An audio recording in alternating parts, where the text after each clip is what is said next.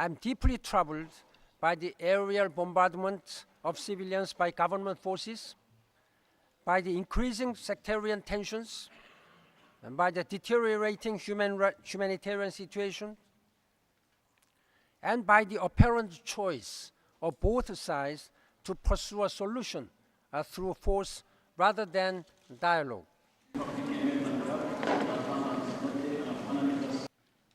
I encourage this Council to maintain its vigilance on Syria, including on the question of accountability. We must ensure that anyone on any side who commits war crimes, crimes against humanity, or other violations of international human rights or humanitarian law is brought to justice.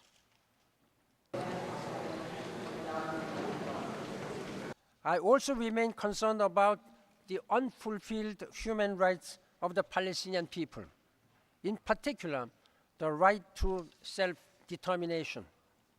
A sustainable solution to the Israeli-Palestinian conflict requires a negotiated agreement that ends the 1967 occupation and results in an independent, sovereign, democratic, and viable Palestinian state living side by side in peace and security with Israel and its other neighbors.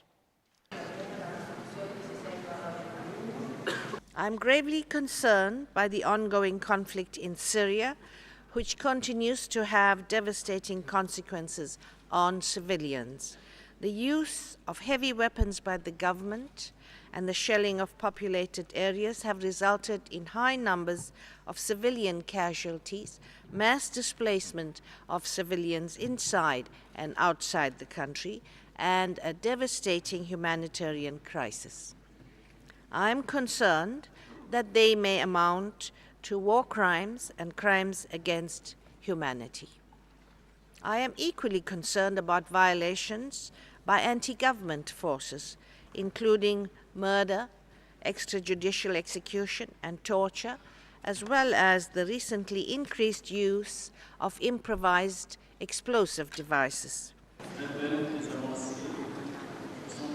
I regret the violence which led to the death of 44 persons and injuries to many at the Lonmin Platinum Mine in Marikana in South Africa.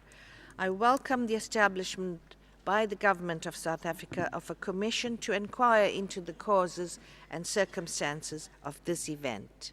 The events at the Marikana Mine further underscore that the fulfillment of economic and social rights enshrined in the South African Constitution should remain priorities of the government to ensure that all people benefit from the country's economic growth and to address growing social and economic disparities.